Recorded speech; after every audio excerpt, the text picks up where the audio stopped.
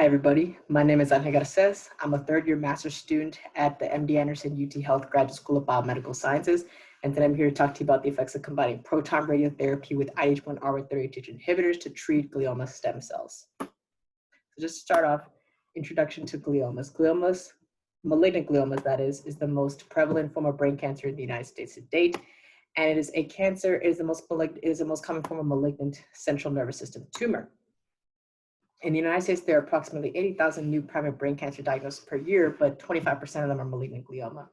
There's a lot of different types of glias you can see right here, but the most common ones that appear in gliomas are astrocytes or astrocytomas and oligodendrocytes, oligodendrogliomas. So we're going to be focused in on these two types for the sake of this presentation as they affect the central nervous system. But just really quick, before we actually get into my project, I want to talk a little bit about the clinical classification of gliomas.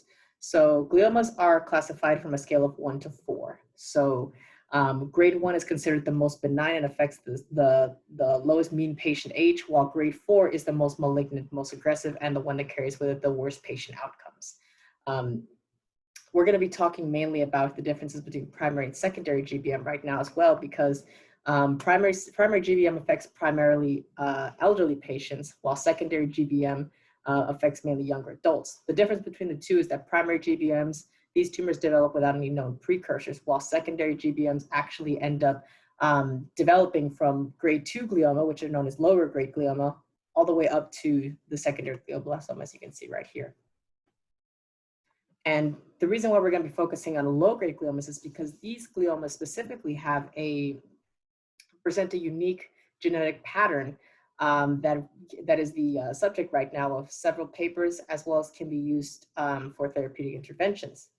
So I want to talk a little bit about IDH, isocitrate dehydrogenase, because that's the first genetic alteration that we're going to be talking about today for low-grade gliomas, in the hopes that we can inhibit the malignant transformation to secondary glioblastoma. So IDH1 wild type normally occurs in the cytoplasm. IDH2 and 3 are in the mitochondria, as you can see right here. The normal function of IDH is to convert isocitrate to alpha-ketoglutarate and to also produce NADPH as well as carbon dioxide. That's the normal function of IDH1 wild type.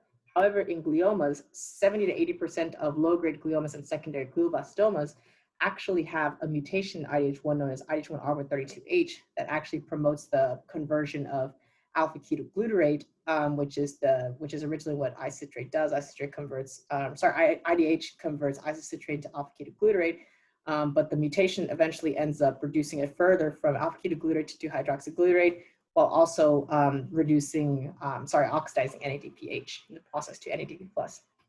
And so this ends up having a significant impact on the cell, because this 2-hydroxyglutarate is produced in super physiological quantities, so way more than you would ever see in a normal cell. And so it has implications, benefits, as well as costs to the cell, to the cancer cell specifically.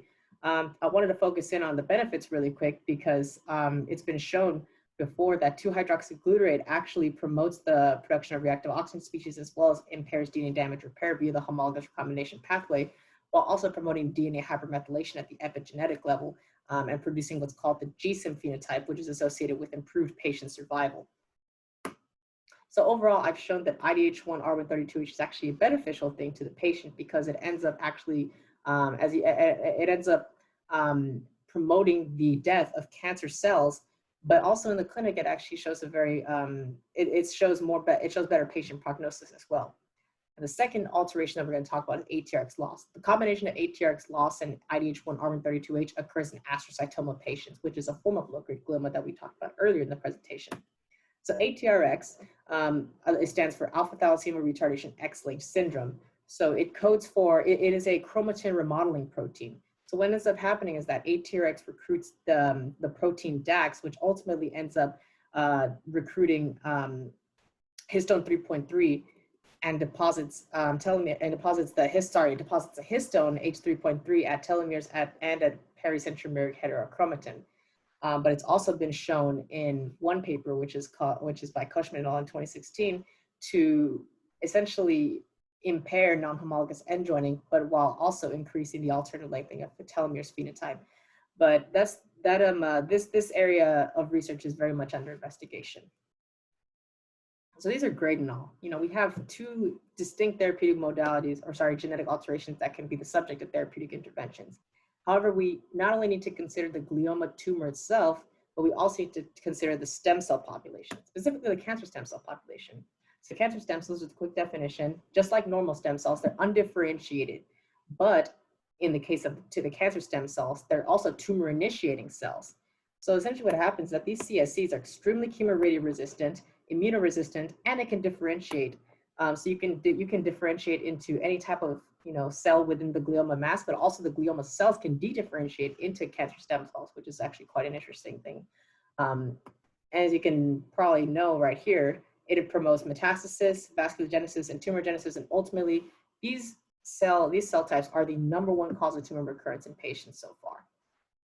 So it's not only important to treat the tumor mass itself, but also the glioma stem cell population. So two of the treatment modalities that we're going to talk about today, radiation and a chemotherapeutic, or not a chemotherapeutic, a novel therapeutic known as IDH1 R132H inhibitors. We're going to first talk about radiation therapy. Not just any old form of radiation therapy, however, proton radiation therapy. So normally, conventional X-ray therapies, what ends up happening, as you can see right here, conventional X-ray therapies actually end up depositing the majority of the dose at the entry point of the body and don't end up depositing as much dose as you would think at the target. However, protons, they have this property known as linear energy transfer. So that's essentially the amount of energy that is released from the particle as it moves along a path length.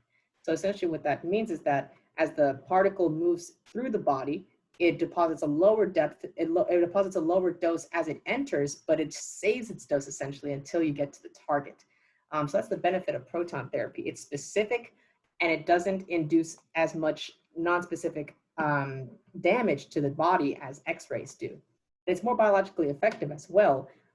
It actually, the concept of relative biological effectiveness plays a role because RBE is a ratio of dose of X-rays to the dose of the protons. So essentially the ratio of X-rays to protons is 1.1. So that means you actually don't need as much of a dose of protons to get the same effect as a dose of X-rays.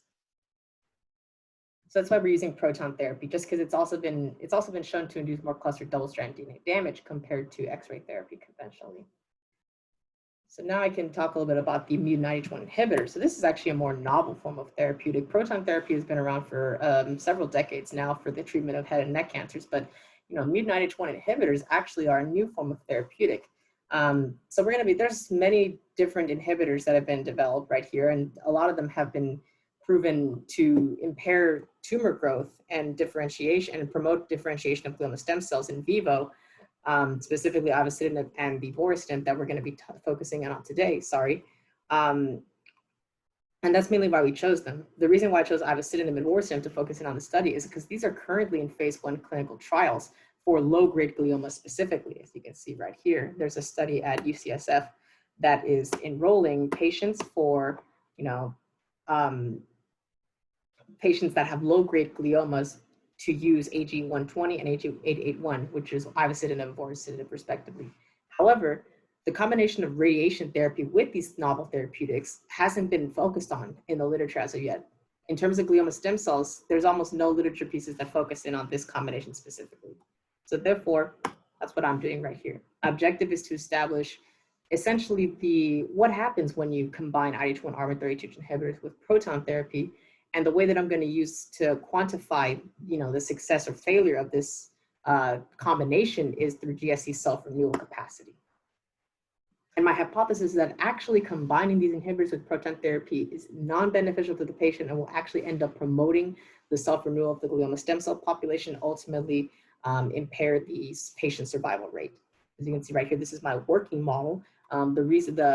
The way that I think this is going to work is that the glioma stem cells, when you irradiate with protons, you get these really clustered double-strand DNA lesions, which ultimately leads to apoptosis, eliminating the glioma stem cell population and inhibiting glioma recurrence. However, IDH1 R132H inhibitors, I believe that, since we talked about IDH1 R132H as actually impairing homologous recombination, I believe that inhibiting IDH1 R132H is actually going to promote the repair of these double-strand DNA lesions induced by proton therapy, thereby inducing radioresistance and which will ultimately inhibit GSE apoptosis and promote glioma recurrence. And so I want to talk, before I get into my own data, I want to talk a little bit first about some of the data that motivated this study right here. So Molinar et al. In 2015 actually published a very interesting study 5 years ago that that kind of investigates this combination a little bit further. So AGI 5198, this is essentially the first generation inhibitor of ivosidenib. So it's the first gen, and AG120 ivosidenib is essentially the new and improved version, the second gen. So what they showed right here is that actually this combination decreases reactive oxygen species levels in glioblastoma cells, which is not beneficial because that's one of the main mechanisms by which radiation therapy works, induces double-strand DNA damage, but also induces oxidative stress in the cell. And they also showed the same thing right here in terms of clonogenic survival. They showed that combining ionizing radiation with these IDH1R132H inhibitors actually promotes survival. And that, 2-hydroxyglutarate will salvage this radiosensitivity in this colon cancer cell line, as you can see right here, HCT116s. However, they also looked at double-strand DNA damage, not just reactive oxygen species. This group showed robustly that, and when you combine, when you have IDH1R132H, and when you inhibit that under the influence of radiation therapy, you actually have less gamma H2AX foci, which is a very robust signal to induce, very robust signal of double-strand DNA damage. Yeah, it's a very, very robust signal of DNA damage, double-strand DNA damage. So we'll go ahead and talk about my experimental methods right here. So the way that I did my studies is that I essentially used the limiting dilution analysis model, which was developed by Hu and Smith et al. In 2009. The way this assay works is that it's supposed to measure self-renewal of GSCs. You see the cells at seeding densities of 1, 5, 10, and 20 cells per well, which is the seeding densities that I found that were the most optimal for my cell line, and then treat them with either radiation or the combination of radiation with the inhibitor. Wait 4 days for spheroids to form, and then quantify the number of wells that form spheroids, which are defined as having a diameter greater than or equal to 20 micrometers, compared to those that didn't. And so we believe that radiation plus the inhibitor actually will improve GSC self-renewal, as we mentioned earlier in the presentation. So my first piece of evidence. So in the MGG18 cell line, this is a glioma stem cell line directly from patients that harbors the IDH1R132H mutation. And I essentially did X-ray therapy combined with 5 nanomolars of ivosidenib. So what I showed right here, these plots, first of all, this plot has a y-axis of the log fraction of non-responding. This refers to the number of wells that do not form spheroids compared to those that do, compared to the x-axis, which is the dose, the cells that were seeded in those wells to begin with. And so essentially how you read these graphs is that the more horizontal the line goes, the more effective the treatment is, because you have more wells that do not form spheroids compared to those that do under the influence of that specific treatment. The more vertical the line is, the more wells form spheroids under that specific treatment. Therefore, the less effective that treatment is overall in impairing glioma stem cell self-renewal capacity. So you can see right here, X-ray therapy leads more towards the horizontal compared to the combination. Therefore, we can conclude from this data that combining these two treatment modalities is non-beneficial to patients in the sense that it will promote self-renewal of this harmful glioma stem cell population. And also in this table right here, I've also shown the 95% confidence interval, the lower and the upper, as well as the estimate from the analysis, as you can see right here, with statistical significance, especially for the X-rays compared to the combination.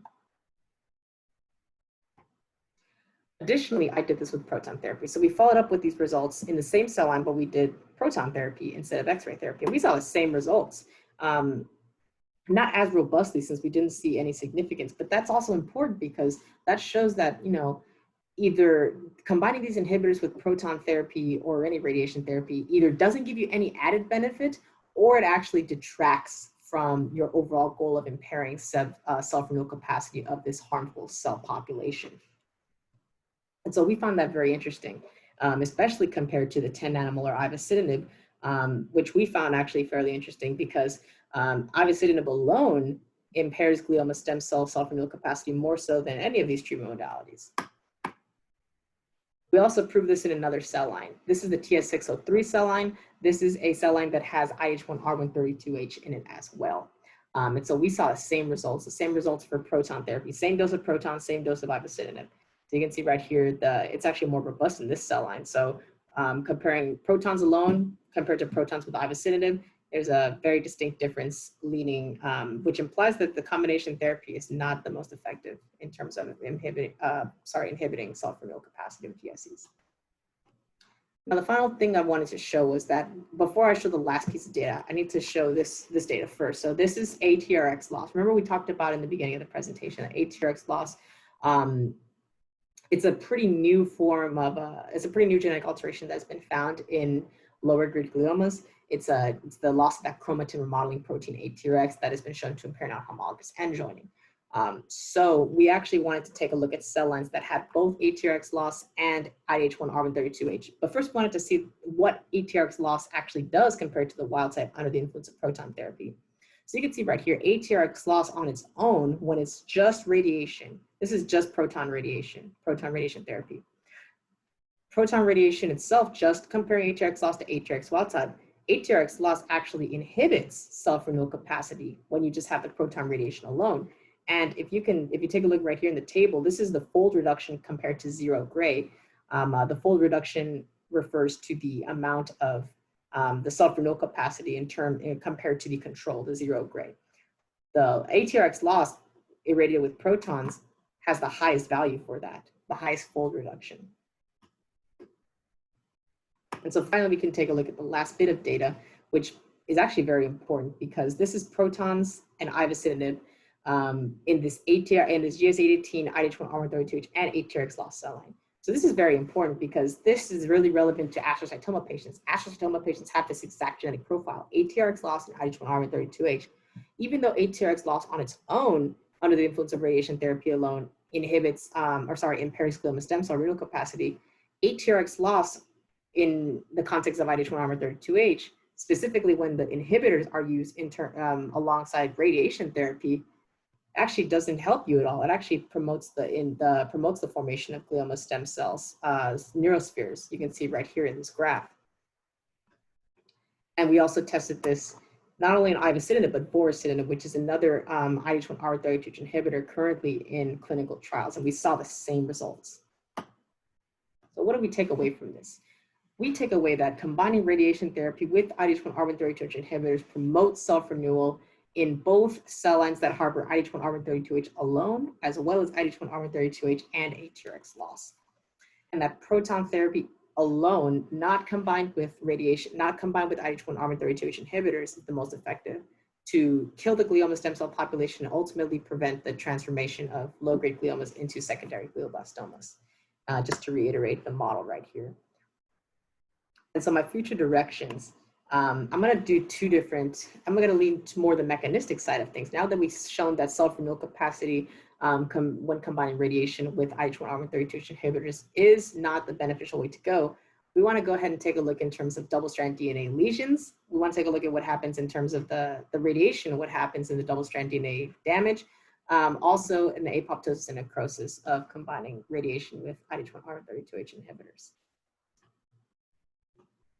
And that is pretty much all I have for you all today. I just want to go ahead and acknowledge my PI, Dr. David Grosshans, MD, PhD, the rest of the Grosshans lab, Lawrence especially. He's been a great help in my project. Wade, DA, Thon, Ria, Tuba, and Enos, all great members of the lab that have all been very, very helpful to me as well. But I also want to acknowledge the Sawaguchi lab, the lab of Dr. Gabriel Sawaguchi at MD Anderson Cancer Center as well, specifically Dr. Scott Bright, Dr. David Flint, and Connor McFadden.